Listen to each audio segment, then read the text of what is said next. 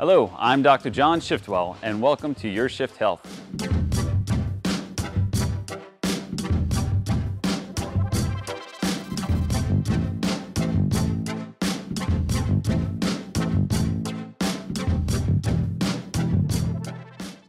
Today we'll be going over some driving tips in order to prolong the life of your transmission. First, you want to avoid hard accelerations. This will increase the longevity of your transmission and it'll also save you on some gas.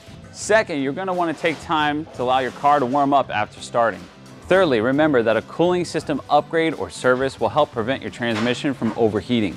Driving through hot temperatures, mountainous terrains, or excessive towing, you may want to install an auxiliary cooling system. This will help reduce heat. If you're driving through mountainous terrains, make sure to keep your overdrive off. If you leave it on, this could cause damage to your transmission. Thank you for watching Your Shift Health. For more information on your transmission's well-being, stay tuned throughout International Shift Awareness Month. Visit monstertransmission.com. Remember to follow, like, subscribe, and if you have any questions, leave a comment below.